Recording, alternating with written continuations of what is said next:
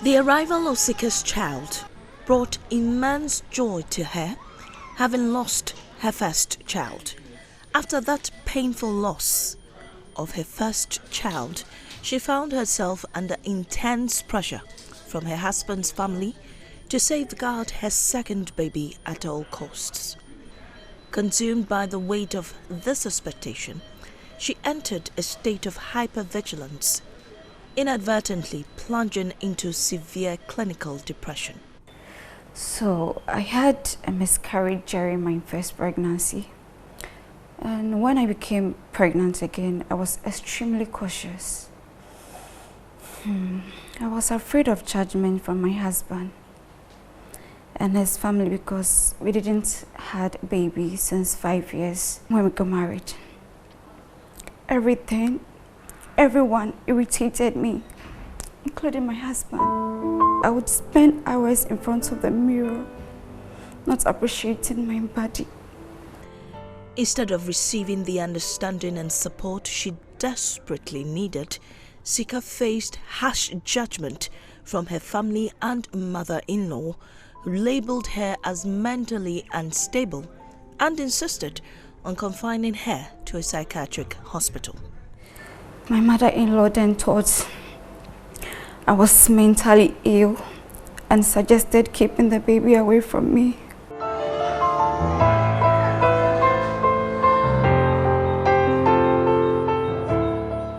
Globally, about 10% of pregnant women and 13% of women who have just given birth experience some form of mental disorder, primarily due to depression.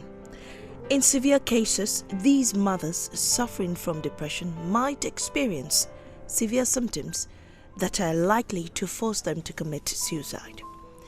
According to the World Health Organization, about 50 to 57% of women suffer from maternal mental health issues in Ghana, with depression being the most common. Lead consultant for the WHO Maternal Mental Health Dissemination Project, Dr. Promise Sefoga, explains the various symptoms of the condition and attributed the prevalence to a lack of screening and policy. The pregnant woman processes a lot of different thoughts across various things, including questions that she keeps on her mind. How is my baby growing? Is the baby going to be a baby boy or a baby girl? I would rather wish it was a boy. I would rather wish it was a girl. These are the things that matter to the pregnant woman. So all these can depress the mood sometimes during the course of pregnancy. And of course, some pregnancies get to develop other complications, which can all affect how the pregnant woman behaves. Just recently, some other work in Boku found the prevalence as high as 50.4%, meaning that virtually 1 out of every 2 pregnant women suffered postpartum depression or perinatal depression, which is what we call it now in Ghana. The program's officer for non-communicable diseases and mental health at the WHO Ghana country office, Dr. Joanna Ansong, laments deep concerns over the insufficient focus on the psychological well-being of pregnant women. The global community has paid a lot of attention to issues relating to maternal health, to the neglect of maternal mental health.